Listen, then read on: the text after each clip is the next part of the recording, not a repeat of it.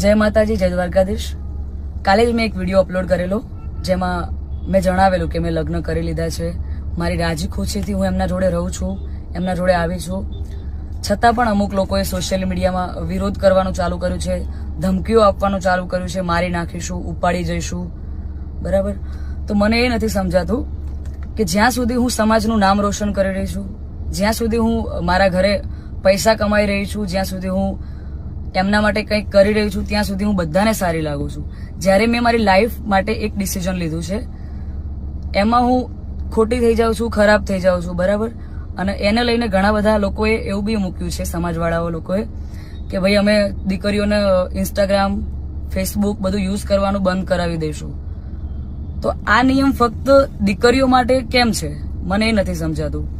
આપણા દીકરાઓ જ્યારે કોઈ બીજા સમાજની દીકરીને લઈને આવે છે ત્યારે આપણે બધું એક્સેપ્ટેબલ હોય છે. જ્યારે એ જ કાર્ય આપણી દીકરી કરે છે ત્યારે આપણે એના વિરુદ્ધમાં જઈએ છીએ. તો મને એવું લાગે છે કે અત્યારે તમે એકતા કરી રહ્યા છો, બહુ સારી વાત છે કે સમાજ એકતા કરે છે, પણ તમે લડવામાં નહીં, સમજવામાં એકતા કરશો તો વધારે સારું રહેશે.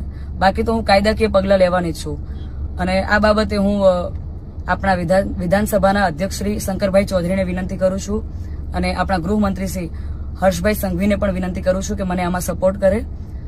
અને બાકી તો આપણે કાયદાકીય રીતે લડવાની તૈયારીમાં છીએ.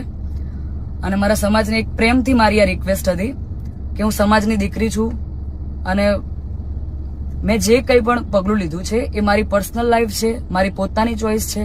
તો એના પર કોઈ સવાલ કે કોઈ કમેન્ટ્સ કરવાનો કોઈને અધિકાર નથી. જય માતાજી, જય દ્વારકાધીશ.